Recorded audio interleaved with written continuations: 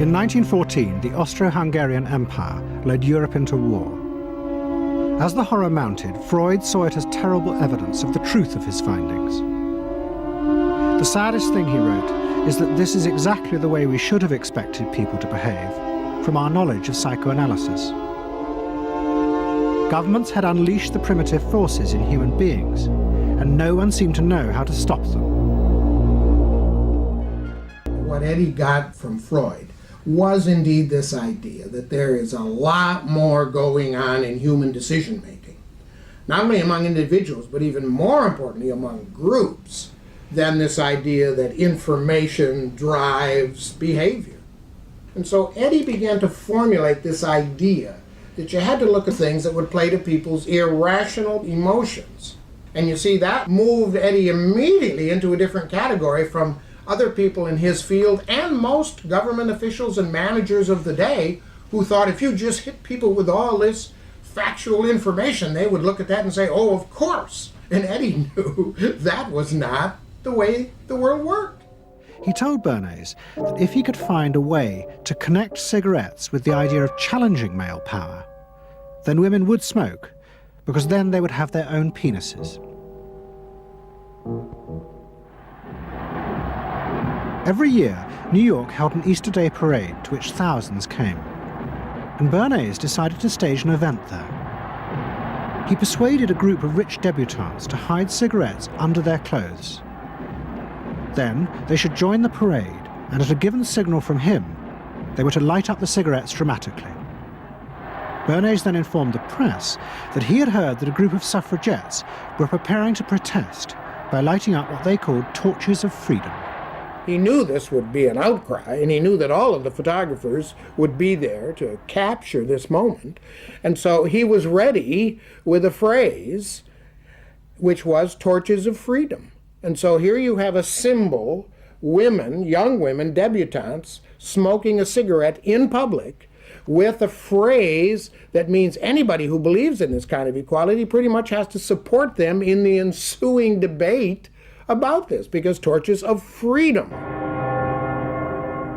I mean, what's on all American coins? It's liberty. She's holding up the torch, you see? And so all of this is there together. There's emotion, there's memory, there's a rational phrase, even though it's using a lot of emotional elements, it's a phrase that works in a rational sense. All of this is together. And so the next day, this was not just in all of the New York papers, it was across the United States and around the world. And from that point forward, the sale of cigarettes to women began to rise. He had made them socially acceptable with a single symbolic act. What Bernays had created was the idea that if a woman smoked, it made her more powerful and independent, an idea that still persists today. Embrace me, my sweet embrace. It made him realize that it was possible to persuade people to behave irrationally if you link products to their emotional desires and feelings. The idea that smoking actually made women freer was completely irrational, but it made them feel more independent. It meant that irrelevant objects could become powerful emotional symbols of how you wanted to be seen by others. Freud was now becoming increasingly pessimistic about human beings. In the mid-20s, he retreated in the summers to the Alps, sometimes staying in an old hotel, the Pension Moritz in Berchtesgaden. It is now a ruin. Freud began to write about group behavior, about how easily the unconscious aggressive forces in human beings could be triggered when they were in crowds. Freud believed he had underestimated the aggressive instincts in human beings.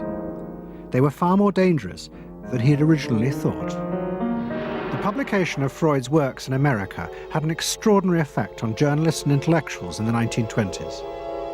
What fascinated and frightened them was the picture Freud painted of submerged, dangerous forces lurking just under the surface of modern society. Forces that could erupt easily to produce the frenzied mob which had the power to destroy even governments. It was this they believed had happened in Russia. To many, this meant that one of the guiding principles of mass democracy was wrong. the belief that human beings could be trusted to make decisions on a rational basis.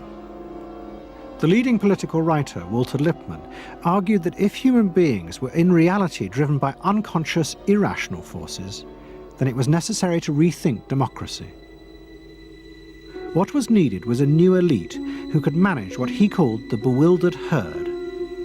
This would be done through psychological techniques that would control the unconscious feelings of the masses.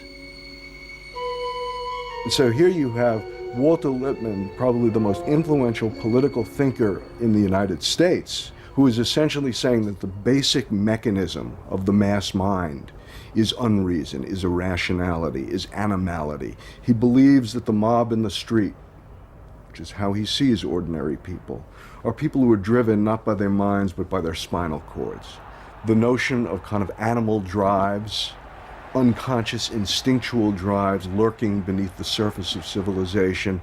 And so they started looking towards psychological science as a way of understanding the mechanisms by which the popular mind works, specifically with the goal of figuring out how to understand how to apply those mechanisms to strategies for social control. Edward Bernays was fascinated by Lippmann's arguments and also saw a way to promote himself by using them. In the 1920s, he began to write a series of books which argued that he had developed the very techniques Lippmann was calling for. By stimulating people's inner desires and then sating them with consumer products, he was creating a new way to manage the irrational force of the masses.